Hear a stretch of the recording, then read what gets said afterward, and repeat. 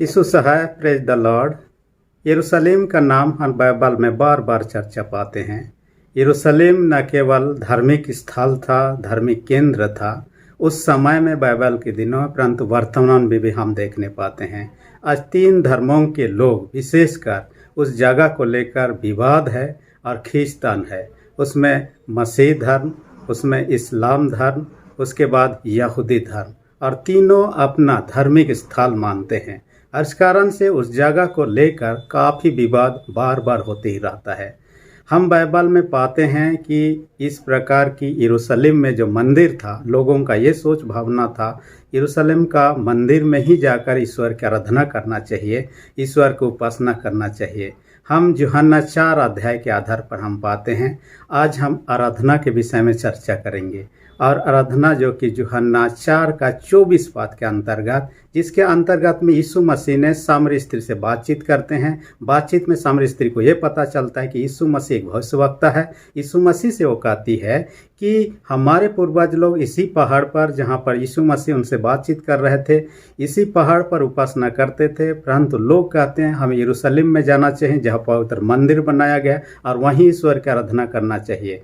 यीशु मसीह जवाब ने कहता है, उनका जवाब ये था कि ईश्वर की आराधना ना केवल यरूशलेम में, ना केवल इस पहाड़ में, सारे जहाँ में, जहाँ कहीं भी व्यक्ति, लेकिन उसके आत्मा और सच्चाई से आराधना करनी चाहिए। आराधना का अर्थ यदि हम देखेंगे, कई अर्थ है। इसका वास्तविक अर्थ को प्रकाश करने के लिए एक शब्द नहीं है। जिस शब्दों का हम यदि उसका अर्थ के रूप में लेते हैं, पहला है आराधना का अर्थ है ईश्वर को श्रद्धा देना है। दूसरा कहता है आराधना का अर्थ ईश्वर को आदर देना। तीसरा शब्द आराधना का अर्थ होता है ईश्वर को सम्मान देना। चौथा शब्द जो आराधना का अर्थ होता है ईश्वर को दंडवत करना। और पांचवा शब्द जो है आराधना का होता है ईश्वर को महिमा करना, ईश्वर की प्रशंसा करना, ईश्वर को बलिदान चढ़ाना, ईश्वर को समर्पित करना। कई सारे अर्थ इसमें निकलता है। और एक आप देखिएगा, गिरजा आराधना के नाम से जाना जाता है। गिरजा का मतलब ही है गिर जाना है। यीशु के सामने, ईश्वर के सामने अपने आप को समर्पण की मुद्रा में या गिरने की बात कहता है। यानी आराधना ऐसे समर्पण है, ऐसी ये है कि ईश्वर की महिमा हो, ईश्वर की आराधना हो, ईश्वर का प्रशंसा हो, ईश्वर को सम्मान मिले। ये 4 चीज़ें हैं। और हम आराधना की बात, जैसे कि महिला ने कहा, यहाँ पर करना चाहिए कि यरूशलेम में करना चाहिए, क्योंकि पूर्वज लोग पहाड़ पर करते थे और अभी लोग कह रहे हैं कि यरूशलेम में करना। यीशु मसीह का जो कथन था कि परमेश्वर सब कहीं है, हम जहाँ भी प्रार्थना में पुकारते हैं परमेश्वर उन जगह पर उपस्थित होते हैं। मैं नहीं कहता, बाइबल मत्ती 18 उसका 20 पद में कहता है, जहाँ 2 या 3 मेरे नाम से इकट्ठा होते मैं उनके बीच में होता हूँ। इस कारण से न केवल उस देश में ईश्वर मिल सकता है, वहाँ उपस्थिति हो सकता है, या इस देश में ऐसा कोई बात, उस राज्य में या इस राज्य में ऐसे कोई बात, उस चर्च में या इस चर्च में होगा, ऐसे कोई बात नहीं है। आजकल लोग इस पर जोर देते हैं कि वहाँ पर हो सकता है, यहाँ पर नहीं। ईश्वर तो सब जगह विद्यमान है आत्मा के द्वारा, क्योंकि परमेश्वर आत्मा है। यूहन्ना 4:24 में कहता है परमेश्वर आत्मा है और अवश्य है कि उसके आराधना करने वाला आत्मा और सच्चाई से आराधना करे कहता है। मैं एक प्रेयर मीटिंग में था, जबकि सेवकाई के शुरुआत दिनों में, और उस प्रेयर मीटिंग में काफ़ी सारे वक्ता लोग अपने वचन में से प्रकाशन देने लगे। इसी के क्रम में अचानक से बादल उठा और बारिश का इतना ज़्यादा प्रभाव दिखने लगा कि आसपास पूरा अंधकार होने लगा और बारिश शुरू ही हो गया। दूर दूर जगह से दिख रहा था कि बारिश हो रहा था, परंतु परमेश्वर का एक सेवक था जिसका नाम चार्ल्स है। उन्होंने कहा कि घबराने की कोई बात नहीं, परमेश्वर से हम अनुमति मांगेंगे इस जगह पर बारिश ना करे, ताकि हम सभा को, मीटिंग को हम कंटिन्यू कर सकते हैं और परमेश्वर के वचन पर प्रकाशन दे सकते हैं। उन्होंने प्रार्थना में अगुवाई किया और इंतजार किए, और वचन प्रचार होते ही रहा। बारिश आया, आसपास के चारों ओर काफ़ी बारिश हुआ और इतना प्रभाव हुआ कि जल सब भर गया, जमीन सब भर गया, इतना ज़्यादा। लेकिन उस जगह जहाँ मीटिंग होना था, वहाँ परमेश्वर ने उस जगह को छोड़ दिया, बारिश नहीं हुआ, जिनके कारण से जो प्रेयर मीटिंग होना था सफलतापूर्वक समाप्त होने पाया। हम ये कह सकते हैं ये खुली जगह था। परमेश्वर से यरूशलेम के मंदिर में या किसी का चर्च में, या किसी का घर में सीमित नहीं कर सकते हैं, क्योंकि परमेश्वर का अधिकार सारे जहां है। हम मत्ती 28 अध्याय उसका 18 पद में का पाते हैं, यीशु मसीह ने क्या कहा, स्वर्ग और पृथ्वी का सारा अधिकार मुझको दी गया। इस कारण से पृथ्वी के जहां भी हैं ईश्वर का अधिकार क्षेत्र है, हम जहां भी पुकारें। अब यदि इस रूम में, घर के अंदर में 4-5 रूम है, आप इस रूम में रहें, उस रूम में है, कोई रूम में रहे, ये तो घर तो आप ही का है। ऐसे ही ईश्वर सारे जहां पर रहता है, हम जहां सच्चे से पुकारते हैं प्रभु हमारे निकट में रहते हैं, हमें आशीष देते हैं। जैसे सूरज का किरण को देखिए, अच्छा जगह में सूरज का किरण गिरने लगता है, जो जगह गंदा जगह दिखता है वहां पर भी सूरज का किरण गिरने लगता है। सूरज ऐसा किरण भेदभाव उसमें नहीं रहता है। वैसे ही ईश्वर का उपस्थिति सब जगह जहां भी सच्चे से हम पुकारते हैं प्रभु को, 2 या 3 जैसे कि मत्ती 18 उसका 20 में कहता है, एक साथ मिलकर पुकारते हैं प्रभु उनके बीच में होता है। जब आराधना की बात आती है, एक है व्यक्तिगत आराधना, दूसरा है सामूहिक आराधना। व्यक्तिगत आराधना में हम व्यक्तिगत रूप से एक अकेले व्यक्ति परमेश्वर की उपासना आराधना करते हैं, और ये चाहे घर में, चाहे मंदिर में, चाहे कहीं पर भी हम कर सकते हैं। और सामूहिक आराधना साधारण रूप से कोई जगह विशेष पर हम जमा होते हैं, और एक परिवार होकर जब कर रहे हैं तो परिवार में जमा होते हैं। चर्च होकर जब है, कलीसिया होकर हम कलीसिया में जमा होते हैं, या कोई मीटिंग प्लेस होता है जहां पर हम जमा होते हैं, एक साथ करते हैं। परंतु इससे पहले कि हम सामूहिक रूप से कैसे आराधना में जाते हैं, इससे पहले हम आराधना को 2 पार्ट में देख सकते हैं। हमने आराधना का अर्थ में देखा, ये ईश्वर को आदर करना, सम्मान करना, उसके श्रद्धा करना, प्रशंसा करना। ये न केवल मंदिर में, गिरजाघर में या कोई मीटिंग प्लेस में ही ईश्वर को सम्मान देना, आराधना करना नहीं है, परंतु ये हमारे एंटायर लाइफ में, पूरा संपूर्ण जीवन में होना चाहिए। यानी चर्च के बाहर भी हमारे जीवन के द्वारा परमेश्वर के आदर होना चाहिए, परमेश्वर की प्रशंसा होना चाहिए, परमेश्वर की महिमा होना चाहिए। इसलिए पौलुस प्रेरित कहता है, चाहे तुम खाओ, चाहे तुम पियो, चाहे तुम जो कुछ भी करो, सब कुछ परमेश्वर की महिमा के लिए करो, क्योंकि परमेश्वर ने इसी के लिए बनाया। यशायाह 43 अध्याय 7 पद में इसी बात को कहता है, मैंने अपने प्रजा को किस लिए बनाया, अपने महिमा और गुणानुवाद करने के लिए। इसलिए हमारा जीवन तो परमेश्वर की महिमा करना है, न केवल इस चर्च के अंदर में करना है, उसको आदर देना है, चर्च के बाहर में भी। अब यदि एक उदाहरण ले सकते हैं, यदि किसी शिक्षक के, आप यदि उसके गिरजाघर के स्कूल कॉलेज के अंदर में ही आदर देते हैं, या किसी पृष्ठ को या पुरोहित को गिरजाघर के अंदर में ही आदर देते हैं, और बाहर में उसको गाली देते रहेंगे, और आप उसके विरोध में बोलते रहेंगे, उसे थप्पड़ मारते रहेंगे, तब तो ये तो सही गुरु भक्ति नहीं हुआ। ऐसे ईश्वर के विरोध में यदि गिरजाघर में बड़े बड़े अच्छे अच्छे वचनों का हम प्रचार करेंगे, अच्छे गीतों को गाएंगे, और बाहर में हर दिन हम ईर्षा, डाह, लूट मार, व्यभिचार, हत्या, कैसे इस बुरे कामों को हम करते रहेंगे, ये हमारे जीवन के द्वारा परमेश्वर के आदर नहीं होगा, परंतु परमेश्वर के नाम की निंदा होगा, अपमान होगा। इसलिए कहता है, न केवल आराधना गिरजाघर के अंदर में सीमित है, ये हमारे एंटायर लाइफ में, पूरे संपूर्ण जीवन में है। और हमारे व्यक्तिगत जीवन में हर दिन ईश्वर को महिमा मिलना चाहिए, हमारे कामों के द्वारा, बातों के द्वारा, हमारे चल चलन के द्वारा ईश्वर की महिमा, आदर, प्रशंसा होना चाहिए। इसलिए हम जबकि गिरजाघर में आते हैं और उसकी आराधना करते हैं, एक संगति को प्राप्त करते हैं, विश्वासियों के साथ में, एक दूसरे के साथ में मिलते हैं, और ईश्वर को उपस्थिति को पाते हैं। इस कारण से हम चर्चों में मिलते हैं और ईश्वर की आराधना करते हैं। और ये संगति कैसा होता है, आप किसी लकड़ी के विषय में देखिए, आप एक लकड़ी को जलाइएगा और उसका जो निकलेगा, ज्योति निकलेगा, वो काफ़ी कम होगा, लेकिन यदि काफ़ी सारे लकड़ी को जलाया जाएगा, उसका जो ये रोशनी होगा काफ़ी दूर तक दिखाई देगा लोगों को। मैं एक प्रचारक के विषय में पढ़ रहा था, जो कि अपने चर्च के मेंबर, जो कि गिरजा आना जाना छोड़ दिया था, चर्च अटेंड नहीं कर रहा था, उसको समझाने के लिए गया। और जब उनको समझाया कि आप चर्च में क्यों नहीं आते हैं, उन्होंने कहा चर्च जाने से क्या होगा, मैं घर में भी तो बाइबल पढ़ सकता, घर में भी तो मैं विनती प्रार्थना कर सकता, आराधना कर सकता, उपासना कर सकता। और ये ठंडा का मौसम था, वो आग के जगह में बैठा हुआ था, काफ़ी सारे लकड़ी सब उसमें जल रहा था। तब वो प्रचारक ने क्या किया, एक लकड़ी को पकड़ा और उस आग का जो ये था, गद्दा था, उसमें से आला करके रख दिया। थोड़ा देर तो जला, उसके बाद में धीरे धीरे बुझ गया। जब बुझ गया उसके बाद में उस व्यक्ति ने देख के समझ गया, लेकिन प्रचारक ने उससे कहा, देखिए ये लकड़ी इसके संगति में जब था, जल रहा था अच्छा से, इसको एक लकड़ी को मैं आला किया, थोड़ा देर तो जला, उसके बाद में उसका क्या हाल हुआ। वो बूत गया। यही चीज़ है प्रभु के साथ में विश्वासियों के साथ संगति रखना। और बाइबल में यही कहता है इब्रानी 10 अध्याय 25 पद में, जब जब तुम अंतिम दिन को निकट आते देखो, यानी यीशु का दूसरे आगमन को जितना ही निकट आते हुए हम देखते हैं, तब तब एक दूसरे के साथ इकट्ठा होना, संगति रखना हम ना छोड़े कहता है। ये प्रभु का कथन है, इसलिए हम संगति रखते हैं और एक जगह पर ईश्वर की आराधना करते हैं मिलकर। यहाँ वचन यूहन्ना 4:24 में कहता है परमेश्वर की आराधना कैसे करना चाहिए, आत्मा से। दूसरी बात क्या कहता है, सच्चाई से करना चाहिए। आत्मा से कैसे करना चाहिए, हम इसके लिए एक उदाहरण ले सकते हैं।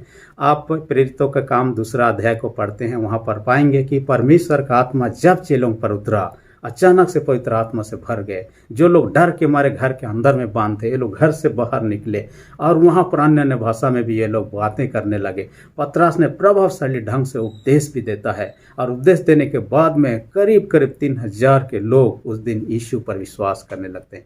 ये आत्मा के प्रभाव से होता है। ये आत्मा के प्रभाव से परमेश्वर की स्तुति करना, आत्मा के अगुवाई से परमेश्वर के वचन को प्रचार करना चाहिए। आत्मा के अगुवाई के द्वारा परमेश्वर का धन्यवाद, आदर, महिमा, प्रशंसा करना चाहिए। इसी बात को कहना चाहता है, ना कि आजकल संडे इसलिए कि नियम पूरा करना है। संडे चर्च में हम नहीं अटेंड करेंगे, लोग क्या सोचेंगे, और यदि नहीं जाएंगे कई प्रकार के कलीसिया के नीति नियम होगा जिनका हम पालन नहीं करेंगे, तो हो सकता है कलीसिया की ओर से हमारे प्रति कई प्रकार की अड़चनें हो सकती है।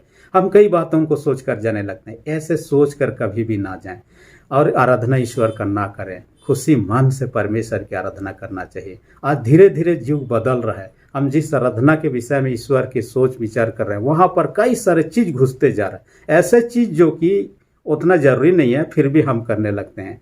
जैसे कि तड़क भड़क हम लोग गिरजा घरों में जो करने लगते हैं। मैं एक प्रचारक से सुन रहा था और उन्होंने अपने प्रचार में कह रहे थे कि एक चर्च में क्या हुआ, एक चीफ गेस्ट को बुलाया गया था, कोई प्रोग्राम था, और जब आने के बाद में बैठा हुआ था चर्च के अंदर में, बहुत सारे लोग क्या कर रहे, परमेश्वर की महिमा गा रहे हैं।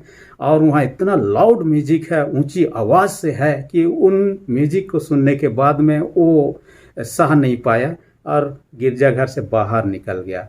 जैसे निकल गया, उन्होंने देखा कि अपने पास में यीशु खड़ा है। यीशु ने उससे पूछा, आप बाहर क्यों निकल गए? उन्होंने कहा, इनका वर्शिप मेरे समझ में नहीं आता, इसलिए मैं सह नहीं पाया और बाहर निकल गया। यीशु ने उससे कहा, मुझे भी समझ नहीं आता, इसलिए मैं भी बाहर हूँ। यानी कि दोनों को समझ में नहीं आता। कुछ भी हो, लेकिन उनका उपासना का उद्देश्य जो है परमेश्वर की महिमा होना चाहिए, ना कि अपना टैलेंट दिखाना। आजकल लोग, अब देखिएगा कि अपना टैलेंट दिखाने के लिए चर्च में आने का कोशिश, गीत गाने में, उपदेश करने में, ताकि लोग उनका वाहवाही कर सके। ऐसी अगुवाई में हम ना करें, ऐसे सोच विचार के साथ कभी भी ना करें। परमेश्वर की आराधना खुशी से साथ करना चाहिए। हमें आत्म गवाही देना चाहिए, हृदय के साथ खोल कर हम परमेश्वर का धन्यवाद करना चाहिए, परमेश्वर के वचनों को प्रचार करना, परमेश्वर के महिमा के गीतों को गाना चाहिए। और मैं अपने सेवकाई के शुरुआत दिनों में एक घटना मेरे साथ घटी, और मैं एक चर्च में गया हुआ था, और चर्च में गिरजा के दरमियान में मैंने देखा लास्ट बेंच में जो व्यक्ति बैठा हुआ है, गीत गाते समय ऊंची आवाज़ में और मधुर स्वर में ही गा रहा है। बहुत अच्छा लगा उनका गीत सुना, यानी माइक के बराबर उनका अपना खुद का आवाज़ था। और जब चर्च ख़त्म हुआ, एक दूसरे से मुलाकात होने लगे। मैंने उससे भी मुलाकात किया, उसको मैंने शाबाशी दिया, आप बहुत अच्छा काम कर रहे हैं, परमेश्वर की महिमा के लिए अच्छे गीतों को गा रहे हैं। उन्होंने कहा, इसके लिए मैं तैयारी होकर आता हूँ। मेरे को लगा कि वो घर में प्रैक्टिस करता होगा और तैयारी उस तरह से करते हुए आता होगा, इस कारण से गा पाता हूँ। उन्होंने कहा कि तैयारी आप कैसे करते हैं? उन्होंने कहा कि मैं जब चर्च आने से पहले 2-3 गिलास ले लेता हूँ। आप समझ सकते हैं, और जब 2-3 गिलास की बात कर रहा है, क्या चीज़ लेने की बात कर रहा है। लेने के बाद में थोड़ा सा उनमें नशा आ जाता है और जोश आने लगता है और खुल कर गाने लगता है, कोई शर्म नहीं लगता होगा। और इस तरह से परमेश्वर इस प्रकार की आराधना नहीं चाहता है। परमेश्वर का वचन कहता है आत्मा और सच्चाई से हम उसकी आराधना करें, ना कि लोगों का दबाव से, ना ही शर्म के मारे, ना ही किसी डर के मारे, इस प्रकार के नहीं, परंतु हमारे आत्मा अगुवाई दे। हम प्रार्थना भी करें परमेश्वर के आत्मा के अगुवाई, वचन का प्रचार भी करते परमेश्वर के आत्मा के प्रेरणा से करें। तब वह सच्ची आदर महिमा प्रशंसा ईश्वर के निमित्त होने पाएगा। दूसरी विशेष बात जो कहता है वो कहता है सच्चाई से आराधना करना। पहली बात जो कहा आत्मा से, दूसरी बात सच्चाई से आराधना। सच्चाई के विषय में हम जानते हैं असल में किसकी आराधना हम कर रहे हैं, किनके लिए कर रहे हैं, ये जानना जरूरी है। और हम जान रहे हैं कि हम वो उद्धारकर्ता यीशु मसीह की आराधना कर रहे हैं क्योंकि सच्चाई वही है। यूहन्ना 14 उसका 6 पद में कहता है, यीशु ने खुद कहा मार्ग सच्चाई और जीवन में ही, यानी वो सत्य और सच्चाई जो है यीशु मसीह है। और जिनको हम उपासना कर रहे हैं, जिसकी आराधना कर रहे हैं, उसको जानना चाहिए कि वो कौन है, हमारे लिए क्या किया। उन्होंने स्वेच्छा से हमें बचाने के लिए, हमारे उद्धार का काम को पूरा करने, मैंने हमें बचाने के लिए, हमारे उद्धार के निमित्त अपने प्राण को स्वेच्छा से दे दिया। उस ईश्वर की आराधना कर रहे हैं, उसके प्रति कृतज्ञता हम प्रकट कर रहे हैं। हम जैसे कोई हमारी मदद करता है थैंक्स कहते हैं, हम ईश्वर के प्रति ये आराधना जो है थैंक्स कहने का एक जरिया ही है। और इस कारण से हम उसको जानना चाहिए। दूसरी विशेष बात है हम सच्चे मन से करें, सच्चाई को तो जानें, साथ ही साथ सच्चे मन से करें। ऐसे नहीं हम क्रोध भावना से करें, ऐसे नहीं कि हमें दिखावटी भावना से करें, जैसे कि मैं अभी अभी कह रहा था। इसके लिए वार्निंग दे दिया। मत्ती 6:1 पद में कहता है सावधान, कहता है मनुष्यों को दिखाने के लिए धर्म के काम ना करो, नहीं तो अपने स्वर्गीय पिता से कुछ भी नहीं पाओगे, ऐसा कहता है। इसलिए हम लोगों को दिखाने के लिए परमेश्वर की आराधना उपासना नहीं करना चाहिए, परंतु क्या करना चाहिए, ईश्वर की महिमा के लिए। आप जानते हैं लूसीफर जो है स्वर्गदूतों का लीडर जो था, शुरुआत के दिनों में जब परमेश्वर ने उसे बनाया बहुत अच्छा व्यक्ति था और वह आराधना का लीडिंग करता था, अगुवाई करता था। वो अच्छे गीत गाने में धुरंधर था, अच्छा बजाने एक्सपर्ट था, परमेश्वर की महिमा का लीडिंग करता था, अगुवाई करता था। लेकिन धीरे धीरे उसका सोच में परिवर्तन, जिस ईश्वर की आराधना महिमा सम्मान देना चाह रहा था वो खुद लेने के लिए चाहने लगा। और खुद लेने के लिए जैसे चाहने लगा, खुद महिमा प्राप्त करना चाहता था, खुद आदर पाना चाहता था, तो ऐसे घड़ी में परमेश्वर ने उसे गिरा दिया। देखिए, हम जब चर्च में आकर ईश्वर की आराधना के बजाय हम खुद का सम्मान पाना चाहते हैं, खुद का आदर पाना चाहते हैं, तो हम ऐसे ही गिराए जाएंगे और गिर जाएंगे। इसलिए हमें ऐसे नहीं करना है। सच्चा उद्देश्य सच्चे मन के साथ परमेश्वर की उपासना करना, चाहे बलिदान चढ़ाए, दान भी चढ़ाए तो सच्चे मन से चढ़ाए। इसलिए बाइबल कहता है यदि तुम वेदी के पास आ जाओ और तुम्हारे मन में एक ख्याल आए कि अपने पड़ोसी के साथ में बैर भावना है, वेदी में मत चढ़ाओ दान, वहीं रख दो, कोई लाभ नहीं है। ऐसे बैर भावना के साथ अपने मन में बैर भावना है और दान चढ़ाओगे, उससे कोई लाभ नहीं। पहले जाकर अपने उस भाई के साथ में मेल मिलाप कर लीजिए, उसके बाद आकर दान चढ़ाइए, तब तो आपके दान ग्रहण योग्य होगा। मैं जब नागालैंड में पढ़ रहा था, एक व्यक्ति ने एक चर्च को 1 लाख रुपया डोनेशन देना चाहा, चर्च ने एक्सेप्ट नहीं किया। उनको पता हो गया कि जो कमाई से वो दे रहा है वो कमाई गलत तरीका से है, और उस गलत तरीका से कमाई हुआ धन को हम लेके चर्च में प्रभु के लिए इस्तेमाल नहीं कर सकते हैं। उन्होंने सीधा सीधा मना कर दिया। यानी कि सच्चाई के साथ ही हमें देना है तो भी सच्चाई के साथ देना है, ना कि दिखावा के लिए, ना ही किसी दबाव के, ना ही किसी प्रकार के दूसरे क्रोध की भावना से करना है। और मैं एक त्यौहार के दिन में क्रिसमस के अवसर पर अपने गांव को गया हुआ था पर्व मनाने के। उस साल अपने गांव में अपने प्रियों के साथ मनाने के लिए गया हुआ था, और चर्च के दरमियान में जब चर्च शुरू होने वाला ही था कि एक व्यक्ति ने आकर मुझसे कहा कि आज थोड़ा शॉर्टकट में ख़त्म करने का कोशिश कीजिए। ये समय नहीं था उससे साथ बात करने का, लेकिन वो क्या कहना चाहता। अक्सर लोग पर्व त्यौहार के दिन में खुशी मनाना और ज़्यादा गीतों को गाना चाहते हैं, वचनों को सुनना चाहते हैं, लेकिन ये व्यक्ति बहुत शॉर्टकट में ख़त्म करने के विषय चाह रहा है। क्यों चाह रहा है? जब मैं आराधना के क्रम में उसको देख ही रहा था, ना ही आराधना में उसका मूड था, ना ही वचन सुनने पर उसका ध्यान था। वो हमेशा ही एक बेचैन की हालत में दिख रहा था पूरे समय में। जब चर्च ख़त्म हुआ उसके बाद में फिर लोगों से भेंट मुलाकात होने लगा। मैं उस व्यक्ति से बातचीत किया, असल में क्या था जो आप शॉर्टकट में ख़त्म करने के लिए बात कर रहे थे, लेकिन समय अभाव से आपसे बात नहीं हो पाए। उन्होंने कहा नहीं, आज चर्च के दिन में क्या होता है, हम लोग नॉन वेज का करते हैं, चिकन मारने का था और एक मुर्गा को हम लोग पकड़े हुए थे जिसको हम लोग पकाना था। लेकिन सुबह के समय जैसे ही हम लोग उसको पकाने के लिए पकड़ ही रहे थे कि वह छूट गया और एक झाड़ी में घुस गया। उसके बाद उसको खोजते खोजते गिरजा का टाइम हो गया, चर्च का टाइम हो गया, तो हम लोग चर्च में आ गए। उसके बाद में उसको नहीं पकड़ पाए अब मेरा ख्याल है कि हमें जाना है, उसको खोजना है, पकड़ना है, मरना है, पकाना है, फिर खाना है। इसलिए जितना भी गिरजा के दरमियान, चर्च सर्विस के दरमियान मैंने देखा, उसका दिमाग तो, शरीर वहाँ है, उसका दिमाग उस घर में है कि कहाँ पर वो मुर्गा होगा, कहाँ पर उसको पकड़ा जाएगा, कैसे मारा जाएगा, कैसे पकाया जाएगा, उसका दिमाग उसमें था। इस कारण से पूरे समय में वो बेचैन से हालत में था। हम ऐसी आराधना ईश्वर नहीं चाहते, हमारे जीवन से ऐसी आराधना नहीं चाहते हैं। हम सच्चाई के साथ आएँ, ईश्वर को समय दें, प्रभु को महिमा, आदर, प्रशंसा सच्चाई के साथ करें, ना कि दिखावटी के साथ करें, ताकि प्रभु का आशीष जो है लोगों के जीवन के प्रति जो आना चाहिए वो आपको मुझे मिलने वाला है, ताकि उस आशीष से कोई वंचित ना हो सके। आइए हम प्रभु की आराधना करते हैं, आत्मा और सच्चाई से उसकी आराधना करें और परमेश्वर के आशीषों का भागी हो सके। परमेश्वर इस वचन के आदि से आशीष दे, आमीन। यदि अब तक आपने मेरे चैनल का सब्सक्राइब नहीं किया, मेरा चैनल का नाम जो जय मसीह प्रीचिंग है, इसको अभी सब्सक्राइब कर लीजिए, जो कि वीडियो के नीचे लाल बटन में सब्सक्राइब लिखा है उसे दबा दीजिए। उसके बाद में जो घंटी आएगी उसको दबा कर ऑल पर सेट कर दीजिए, ताकि हर सप्ताह जो कि मंगलवार, बीफे, शनिवार 3 वीडियो आती है, उन वीडियो का नोटिफिकेशन आपको समय पर मिल सके। धन्यवाद।